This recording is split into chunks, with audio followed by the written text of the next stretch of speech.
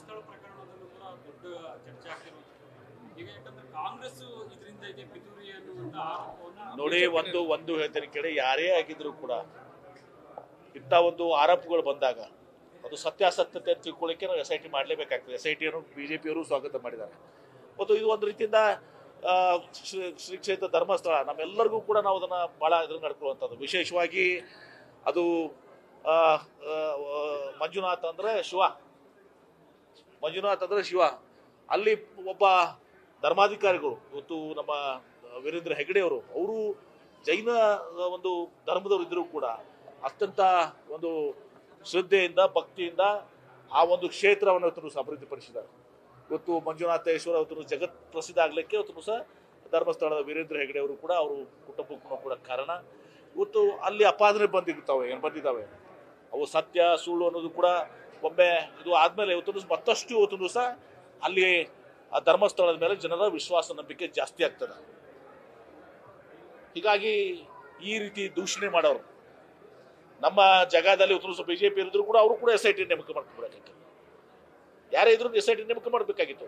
ಅದು ಸತ್ಯ ಸುಳ್ಳು ಅದರ ಅರ್ಥ ಅವರು ತಪ್ಪಿಸ್ತಾರೆ ಯಾವತ್ತೂ ಕೂಡ ಇದು ಮಾಡಿಸಿಲ್ಲ. ಹೀಗಾಗಿ ಅದರಲ್ಲಿ ಕಾಂಗ್ರೆಸ್ BJP ಅಂತಲ್ಲ, ಇವತ್ತು ಧರ್ಮಸ್ಥಳದ ಬಗ್ಗೆ ಎಲ್ಲರಿಗೂ ಕೂಡ ಕಾಂಗ್ರೆಸ್ ಇರಲಿ BJP ಇರಲಿ ಪ್ರತಿಯೊಬ್ಬರಿಗೂ ಕೂಡ ಸಾಮಾನ್ಯ ಜನರು ಹಿಡ್ಕೊಂಡು ಎಲ್ಲರಿಗೂ ಕೂಡ ಅಲ್ಲಿ ಆ ಕ್ಷೇತ್ರದ ಮೇಲೆ ನಂಬಿಕೆ ಇದೆ. ಯಾಕಂದ್ರೆ ಈ ತರ ನಂಬಿಕೆ ಇದೆ ಅಂದ್ರೆ ಏನಾದ್ರು ಯಾರು ಸುಳ್ಳು ಹೇಳಿದ್ರೆ ಅಲ್ಲಿ ಹೋಗಿ ಪ್ರಮಾಣ ಮಾಡಬೇಕು ನೀವು ಅಂತ ಹೇಳ್ತೀವಿ ನಾವು. ಅಷ್ಟೊಂದು ನಂಬಿಕೆನ ಇವತ್ತು ಧರ್ಮಸ್ಥಳ ಕ್ಷೇತ್ರ ಮೇಲೆ ಇದೆ.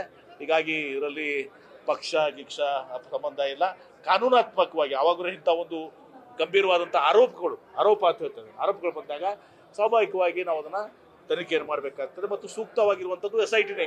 ಮತ್ತು SITನ BJP ನೋಡಿದ್ರು ಕೂಡ ಸ್ವಾಗತ ಮಾಡಿ. ಈಗ ನಡೀತಾ ಇರ್ತಕ್ಕಂಥ ತನಿಖೆ ಮೊದಲೇ ಆಗಿಬಿಟ್ಟಿದ್ರೆ ಅವ್ರು ಇದು ಸತ್ಯಾಸತ್ಯತೆ ಗೊತ್ತಾಗ್ಬಿಡ್ತಿತ್ತು. ಯಾವಾಗ ಈಗ ಅವ್ರನ್ನ ಅನಾಮಿಕನೆಲ್ಲ ಬಂಧನ ಆಗ್ತಾ ಇದೆ. ಹೌದ್ರಲ್ಲಿ ತನಿಖೆ ಆಗ್ಲೇಬೇಕಲ್ಲ, ಅವ್ನು ತೋರಿಸಿದಾನೆ ಇಷ್ಟೆಲ್ಲ ಕಡೆ ಎಂತ ಇದೆ ಅಂತ ಹೇಳಿ, ಅದು ಸುಳ್ಳು ಆಗ್ಬೇಕಲ್ಲ.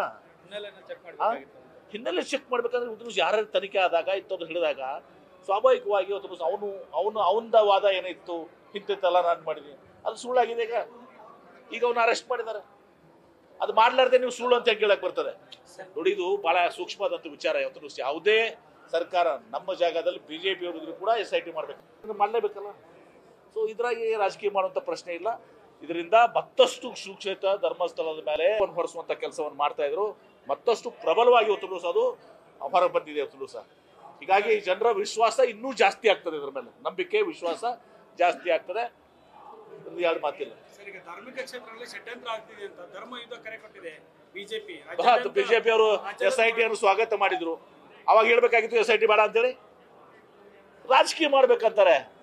ಅದು ಎಲ್ಲಿವರೆಗೆ ಸುಮ್ಮನೆ ಇದ್ದಾರೆ ಅವರು, 10ನೇ ಪಾಯಿಂಟ್ ತರ ಅದು ಎಲ್ಲೂ ಸಿಕ್ಲಿಲ್ಲ ಅನ್ನೋ ತರ ಸುಮ್ಮನೆ ಇದ್ದಾರೆ. ಆಮೇಲೆ ರಾಜಕಾರಣ ಮಾಡ್ತಾ ಇದ್ದಾರೆ. ಇದು ಎಲ್ಲರಿಗೂ ಬರ್ತದೆ. ಇದು ಈ ಕ್ಷೇತ್ರ ರಾಜಕಾರಣ ಮಾಡುವಂಥದ್ದಲ್ಲ. SITಗೆ ಸ್ವಾಗತ ಮಾಡಿದಿರಿ, 10ನೇ ಕುಡಿಯನ್ನ ಅಗಿಯುವವರೆಗೂ ಸುಮ್ಮಿದಿರಿ, ಈಗಲ್ಲ ಏನೂ ಸಿಕ್ಕಿಲ್ಲ ಅಂದಮೇಲೆ ಅದನ್ನ ರಾಜಕೀಯ ಮಾಡಕ್ಕೆ ಹೋಗ್ತಾ ಇದ್ದೀರಿ. ಇದು ಸರಿಯಾದದ್ದಲ್ಲ. ಇದರಲ್ಲಿ ರಾಜಕೀಯ ಮಾಡುವಂತ ಒಂದು ಕ್ಷುಲ್ಲಕ ರಾಜಕಾರಣ BJP ಅವರು ಮಾಡಬಾರ್ದು. ಪ್ರಿಯಾಂಕ್ ಖರ್ಗೆ ಅವರು ಒಂದು ಟ್ವೀಟ್ ಮಾಡಿದ್ದಾರೆ ಸರ್. ಒಂದು DCM ಅವರು RSS ಪ್ರಾರ್ಥನೆ ಹೇಳಿದ್ಮೇಲೆ RSS ಗಾಳಿ ಕೂಡ ಸೋಕಬಾರದು ಜನರಿಗೆ ಅಂತ ಪ್ರತಿಜ್ಞೆ ವಹಿಸಬೇಕು ಅಂತ ಹೇಳಿದ್ದಾರೆ. DCM RSS ಗೀತೆ ಹೇಳಿದ್ದಾರೆ ಸರ್. ಅದೇ ಬೆನ್ನಲ್ಲೇ ಪ್ರಿಯಾಂಕ್ ಖರ್ಗೆ ಅವರು ಆ ಗಾಳಿ ಕೂಡ ಯಾರು ನೋಡಿ, DCM ಅವರು ತಮ್ಗೆ ಗೊತ್ತಿದೆ, ಅವರು ಸಂಸ್ಕೃತ ಒಂದು ಪಂಡಿತರು. ಅವರೆಲ್ಲ ಸಂಸ್ಕೃತವನ್ನ ಯಾವ ರೀತಿ ಅರ್ಥಿಸ್ಕೊಂಡಿದೀವಿ ನಿಮ್ಗೆ ಗೊತ್ತಿದೆ. ಸಭಾಸದ ಅವತ್ತು ಭಗವದ್ಗೀತೆಯನ್ನ ಅವ್ರು ಕೋಟ್ ಮಾಡ್ತಾರೆ, ಮತ್ತೊಂದನ್ನ ಕೋಟ್ ಮಾಡ್ತಾರೆ. ಈಗ ಸ್ವಾಭಾವಿಕವಾಗಿ RSS ನಿಮ್ದೆಲ್ಲಾನು ಕೂಡ ನಮ್ಗೆ ಗೊತ್ತಿದೆ ಅಂತ ಮಾತನ್ನು ಹೇಳಿದ್ದಾರೆ. ಇದರರ್ಥ ಅವರು RSS ಪರವಾಗಿ ಆಗಲಿ ಅಥವಾ BJP ಪರವಾಗಿ ಅವ್ರು ಹೇಳಿದ್ದಾರೆ. ಅದನ್ನು ಕೂಡ ಸ್ಟೇಟ್ಮೆಂಟ್ ಮಾಡಿದ್ದಾರೆ. I am a Born Congress man ಅಂತ ಹೇಳಿ.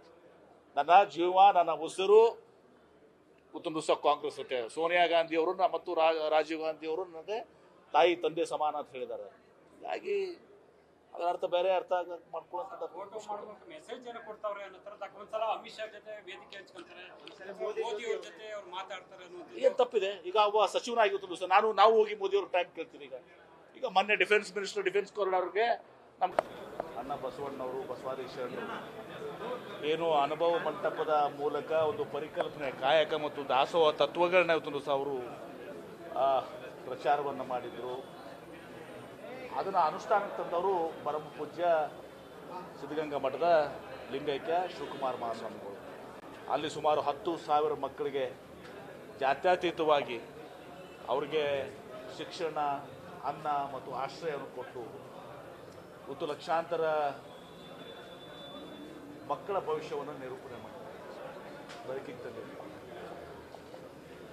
ಅವರ ಹೆಸರನ್ನು ಇವತ್ತು ಸಹ ತುಮಕೂರು ವಿವಿಗಳಿಗೂ ಸೂಕ್ತ ಯಾಕಂದ್ರೆ ಆ ಕ್ಷೇತ್ರದಲ್ಲಿ ಅವರ ಕಾಯಕ ಕ್ಷೇತ್ರ ಅಲ್ಲಿ ಕರ್ಮಭೂಮಿ ಮಾಡಿದರೆ ಅದು ಸೂಕ್ತ ಆಗ್ತದೆ ಅನ್ನೋದು ನಮ್ಮದು ಕೂಡ ಕ್ಯಾಬಿನೆಟ್ನಲ್ಲಿ ಬಗ್ಗೆ ಚರ್ಚೆ ಮಾಡಿದ್ರು. ಚರ್ಚೆ ಅದು ಬಂದಾಗ ಪ್ರಸ್ತಾವನೆ ಇದ್ರೂ ಚರ್ಚೆ ಮಾಡ್ತೀವಿ. ಹಿಂದೆ ಕೂಡ ನೀವು ಹೇಳಿದ್ರಿ ಸರ್, ಬಸವೇಶ್ವರ ಅವ್ರಿಗೆ ಭಾರತ ರತ್ನ ಕೊಡಬೇಕು ಅಂತೇಳಿ ಸಹ ಕೊಡಬೇಕು ಅಂತೇಳಿ ಯಾಕಂದರೆ ತುಮಕೂರು ಮಹಾಸ್ವಾಮಿಗಳು ಅಂಥ ಒಂದು ಕೊಡುಗೆ ಬಹುಶಃ ಯಾವ ಸಂಸ್ಥೆಯೂ ಕೂಡ ಕೊಟ್ಟಿರಲಿಕ್ಕಿಲ್ಲ. ಲಕ್ಷಾಂತರ ಮಕ್ಕಳಿಗೆ ಒಂದು ದಾರಿದೀಪವಾಗಿದೆ ಅವ್ರ ಭವಿಷ್ಯವನ್ನು ರೂಪಿಸಿದಂಥದ್ದು ಮಠ ಅದು. ಮೆಟ್ರೋಗೆ ಬಸವಣ್ಣವರ ಹೆಸರು ಇಡಬೇಕು ಅಂತ ಕೂಡ ಹಿಂದೆ ಪ್ರಸ್ತಾಪ ಮಾಡಿದ್ರಿ. ಹೌದು, ಅದನ್ನು ಕೂಡ ಆ ಪ್ರಸ್ತಾವನೆ ಇವತ್ತು ಕೂಡ ಜೀವಂತಾಗಿದೆ. ಇವತ್ತು ಕೆಂಪೇಗೌಡ ಅಂತಾರಾಷ್ಟ್ರೀಯ ವಿಮಾನ ನಿಲ್ದಾಣವನ್ನು ನಾಡಪ್ರಭು ಕೆಂಪೇಗೌಡರ ಹೆಸರಲ್ಲಿ ಇದು ಮಾಡಿದ್ದೀವಿ. ಈಗಾಗಲೇ ಅಣ್ಣ ಬಸವಣ್ಣವ್ರನ್ನ ಕರ್ನಾಟಕ ರಾಜ್ಯದ ಸಾಂಸ್ಕೃತಿಕ ನಾಯಕ ಅಂತ ಘೋಷಣೆ ಮಾಡಿದ್ವಿ. ಮೆಟ್ರೋಗೆ ಅವ್ರ ಹೆಸರು ನೋಡುವಂಥದ್ದು ಸೂಕ್ತ ಅಂತೇಳಿ ಇವತ್ತೂ ಕೂಡ ನಾವು ಪ್ರತಿಪಾದನೆ ಮಾಡ್ತಾ ಇದ್ದೀವಿ. ಅದಕ್ಕೆ ರಾಜ್ಯ ಮತ್ತು ಕೇಂದ್ರ ಸರ್ಕಾರ ಎರಡೂ ಕೂಡ ಸಹಭಾಗಿತ್ವದಿಂದ ಮುಂದುವರಿಸ್ಕೊಂಡು ಜಾತಿಗಂತೆ ಸಂಬಂಧ ಮೊನ್ನೆ ಮೀಟಿಂಗ್ ಮಾಡಿದ್ರಿ ಸರ್ ಲಿಂಗಾಯತ. ಹೌದು, ನಾವು ಎಲ್ಲ ಮೀಟಿಂಗನ್ನು ಮಾಡಿದ್ದೀವಿ. ಒಂದು ರೌಂಡ್ ಎಲ್ಲ ಸ್ವಾಮೀಜಿಯವ್ರ ಜೊತೆಗೆ ಮಠಗಳ ಮತ್ತು ವಿಶೇಷವಾಗಿ ಉಪಪಂಗಡಗಳ ಏನು ಸ್ವಾಮೀಜಿಗಳಿದ್ದಾರೆ ಅವರೆಲ್ಲರ ಜೊತೆ ಚರ್ಚೆ ಮಾಡಿ ಇನ್ನೊಂದು 8 ದಿವಸದಲ್ಲಿ ಇನ್ನೊಮ್ಮೆ ಸಭೆ ಸೇರಿ ನಾವು 12 ಜನ ಸಭೆ ಸೇರಿ ನಿರ್ಣಯ ಕಳ್ಕೊಳ್ಳುವಂಥದ್ದು. ಒಂದು ಅದರಲ್ಲಿ ಧರ್ಮದ ಕಾಲಮ್ನಲ್ಲಿ ಒಂದು ಸಹ ಏನು ಬರೆಸ್ಬೇಕು. ಯಾಕಂದ್ರೆ ಈಗ ಲಿಂಗಾಯತ ಧರ್ಮದ ಮಾನ್ಯತೆಯನ್ನು ಹಿಂದೆ ವೀರಶೈವ ಮಹಾಸಭಾದ ವೀರಶೈವ ಲಿಂಗಾಯತ ಅಂತೇಳಿ ಸ್ವತಂತ್ರ ಧರ್ಮ ಅಂತ ಮಾನ್ಯತೆ ಅಂತ ಹೇಳಿದ್ರು. ತದನಂತರ ಒಂದ್ಸಲ ಲಿಂಗಾಯತ ಧರ್ಮದ ಸ್ವತಂತ್ರ ಮಾನ್ಯತೆ ಅಂತ ಹೇಳಿದ್ವಿ.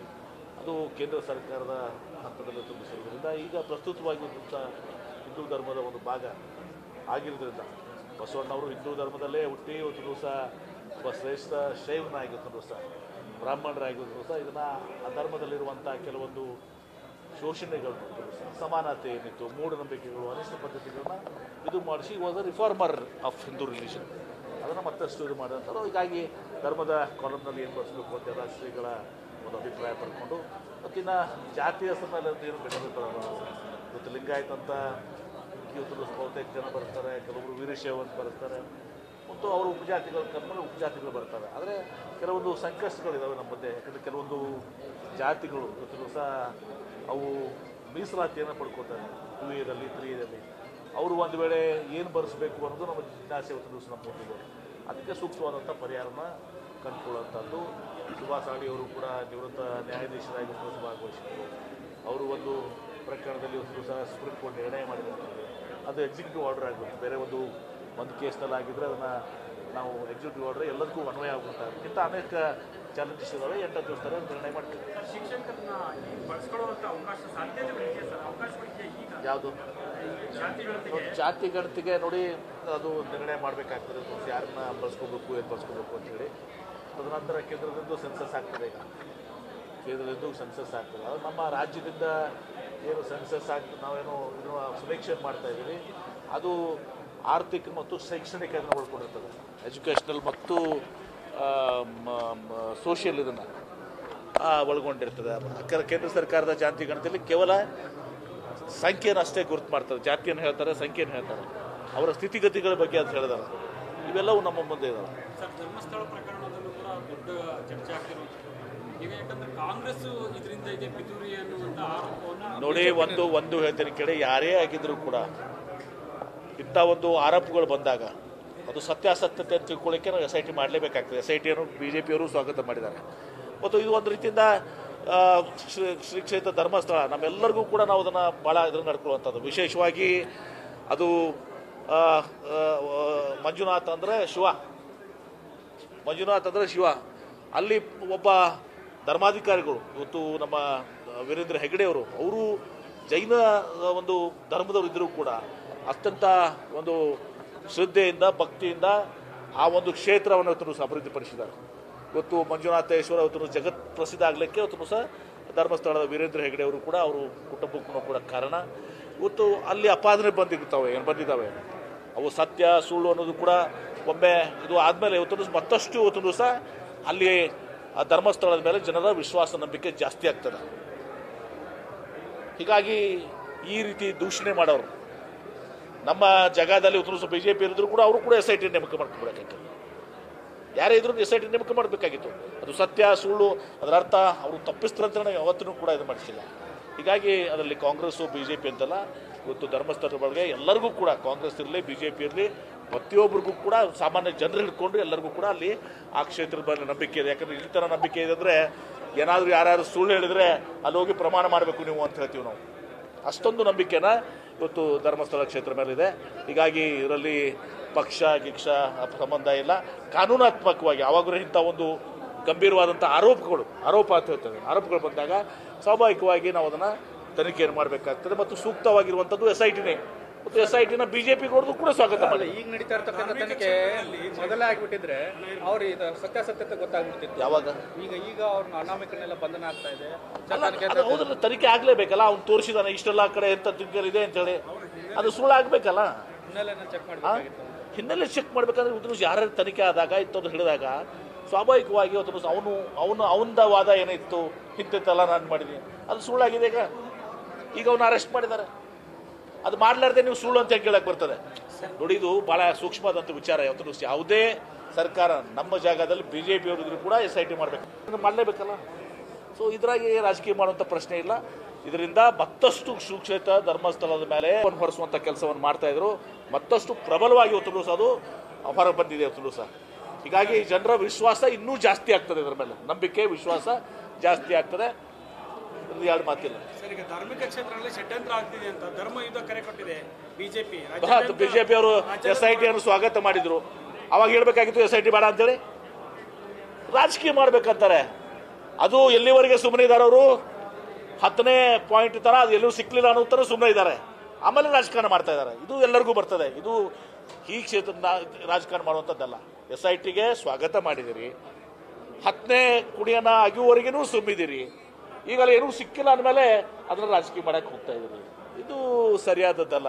ಇದರಲ್ಲಿ ರಾಜಕೀಯ ಮಾಡುವಂಥ ಒಂದು ಕ್ಷುಲ್ಲಕ ರಾಜಕಾರಣ BJP ಅವರು ಮಾಡಬಾರ್ದು. ಸರ್, ಪ್ರಿಯಾಂಕ್ ಖರ್ಗೆ ಅವರು ಒಂದು ಟ್ವೀಟ್ ಮಾಡಿದ್ದಾರೆ ಸರ್. ಒಂದು DCM ಅವರು RSS ಪ್ರಾರ್ಥನೆ ಹೇಳಿದ್ಮೇಲೆ RSS ಗಾಳಿ ಕೂಡ ಸೋಕಬಾರ್ದು ಜನರಿಗೆ ಅಂತ ಪ್ರತಿಜ್ಞೆ ವಹಿಸಬೇಕು ಅಂತ ಹೇಳಿದ್ದಾರೆ.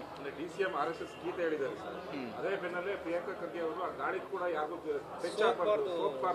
ನೋಡಿ, DCM ಅವರು ತಮ್ಗೆ ಗೊತ್ತಿದೆ, ಅವರು ಸಂಸ್ಕೃತ ಒಂದು ಪಂಡಿತರು. ಅವರೆಲ್ಲ ಸಂಸ್ಕೃತವನ್ನ ಯಾವ ರೀತಿ ಅರ್ಥಿಸ್ಕೊಂಡಿದ್ದೀವಿ ನಿಮ್ಗೆ ಗೊತ್ತಿದೆ. ಅವತ್ತು ಭಗವದ್ಗೀತೆಯನ್ನು ಅವ್ರು ಕೋಟ್ ಮಾಡ್ತಾರೆ, ಮತ್ತೊಂದನ್ನು ಕೋಟ್ ಮಾಡ್ತಾರೆ. ಈಗ ಸ್ವಾಭಾವಿಕವಾಗಿ RSS ನಿಮ್ದೆಲ್ಲನೂ ಕೂಡ ನಮ್ಗೆ ಗೊತ್ತಿದೆ ಅಂತಲೂ ಮಾತನ್ನು ಹೇಳಿದ್ದಾರೆ. ಇದರರ್ಥ ಅವರು RSS ಪರವಾಗಿ ಆಗಲಿ ಅಥವಾ BJP ಪರವಾಗಿ ಅವರು ಹೇಳಿದ್ದಾರೆ. ಅದನ್ನು ಕೂಡ ಸ್ಟೇಟ್ಮೆಂಟ್ ಮಾಡಿದ್ದಾರೆ. I am a Born Congress man ಅಂತ ಹೇಳಿ. ನನ್ನ ಜೀವ ನನ್ನ ಉಸಿರು ಕಾಂಗ್ರೆಸ್ ಅಂತ ಹೇಳಿ. ಸೋನಿಯಾ ಗಾಂಧಿ ಅವರು ಮತ್ತು ರಾಜೀವ್ ಗಾಂಧಿ ಅವರು ನನಗೆ ತಾಯಿ ತಂದೆ ಸಮಾನ ಅಂತ ಹೇಳಿದ್ದಾರೆ. ಹೀಗಾಗಿ ಅದರ ಅರ್ಥ ಬೇರೆ ಅರ್ಥ ಮಾಡ್ಕೊಳ್ಳೋಂಥದ್ದು ಮೆಸೇಜ್ ಏನೋ ಕೊಡ್ತಾವ್ರೆ ಅನ್ನೋ ಥರದಾಗ ಒಂದ್ಸಲ ಅಮಿತ್ ಶಾ ಜೊತೆ ವೇದಿಕೆ ಹಂಚ್ಕೊಂತಾರೆ, ಮೋದಿ ಅವ್ರ ಜೊತೆ ಅವ್ರು ಮಾತಾಡ್ತಾರೆ ಅನ್ನೋದು ಏನು ತಪ್ಪಿದೆ. ಈಗ ಒಬ್ಬ ಸಚಿವನಾಗಿತ್ತು ಸರ್, ನಾವು ಹೋಗಿ ಮೋದಿ ಅವ್ರ ಟೈಮ್ ಕೇಳ್ತೀನಿ. ಈಗ ಮೊನ್ನೆ ಡಿಫೆನ್ಸ್ ಕಾರಿಡಾರ್ಗೆ ನಮ್ಗೆ ರಾಜನಾಥ್ ಸಿಂಗ್ ಅವರು ಹೇಳಿದ್ರು ಮೋದಿ ಅವ್ರಿಗೆ ಹೋಗಿ ಭೇಟಿ ಆಗಲಿ ಚೀಫ್ ಮಿನಿಸ್ಟರ್. ಅದರ ಅರ್ಥ ಒಬ್ಬ ರಾಜ್ಯದ ಉಪಮುಖ್ಯಮಂತ್ರಿ ಆಗಿ ಮೋದಿ ಅವರಿಗೆ ಒಂದು ಪ್ರಸ್ತಾವನೆ ಸಲ್ಲಿಸುವುದು ತಪ್ಪನ್ನ. ಮೋದಿ ಅವರಿಗೆ ಇನ್ನೊಂದ್ ಕಡೆ ಭೇಟಿ ಆಗೋದು ಕಾಂಗ್ರೆಸ್ನಲ್ಲೇ ಏನ್ ಭಿನ್ನ ರಾಗ ಅಂತದ್ದು ಯಾವುದೂ ಕೂಡ ಇಲ್ಲ. ಭೇಟಿಯಾಗಿದೆ ನನ್ನ ರಾಜಕೀಯ ಸಲುವಾಗಿ ಭೇಟಿ ಆಗಿದ್ವ. ರಾಜ್ಯದ ಹಿತದೃಷ್ಟಿಯಿಂದ ರಾಜ್ಯದ ಪ್ರಸ್ತಾವನೆ ಅವರು ದೇಶದ ಪ್ರಧಾನಮಂತ್ರಿ ಅಥವಾ ದೇಶದ ಕೇಂದ್ರ ಸಚಿವರುಗಳು ಅವ್ರಿಗೆ ನಮ್ಗೆ ಹಾಕಿದೆ. ಅವ್ರೇನು BJPಯ ಪ್ರಧಾನಮಂತ್ರಿಗಳ ರಾಷ್ಟ್ರದ ಪ್ರಧಾನಮಂತ್ರಿಗಳು. ಹೀಗಾಗಿ ನಮ್ಮ ಬೇಡಿಕೆಗಳೇನಿದಾವೆ ಅದನ್ನು ಉಪಮುಖ್ಯಮಂತ್ರಿಗಳು ಭೇಟಿ ಆಗ್ತಾರೆ, ಮುಖ್ಯಮಂತ್ರಿಗಳು ಭೇಟಿ ಆಗ್ತಾರೆ, ನಾನು ಕೂಡ ಭೇಟಿ ಆಗ್ತೇನೆ. ಅದರಲ್ಲಿ ತಪ್ಪಿದೆ. ಕಾನೂನು ತನ್ನ ಕ್ರಮ ಕೈಗೊಳ್ಳುತ್ತದೆ. ಯಾರೇ ತಪ್ಪಿಸ್ತಿದ್ರು ಕೂಡ ಅವ್ರ ಮೇಲೆ ಕಾನೂನು ಕ್ರಮ ಕೈಗೊಳ್ಳುತ್ತದೆ. ಅದೇ ರೀತಿ ವೀರೇಂದ್ರ ಪಪ್ಪಿ ಅವ್ರ ಮೇಲೆ ಏನು ಆಪಾದನೆಗಳು ಇರ್ತವೆ ಅದಕ್ಕೆ ಕಾನೂನು ತನ್ನ ಕ್ರಮವನ್ನು ಕೈಗೊಳ್ಳುತ್ತದೆ. ನ್ಯೂಸ್ ಫಸ್ಟ್ ನಿರ್ಭೀತಿಯಿಂದ ನಿಮ್ಮ ಪರವಾಗಿ.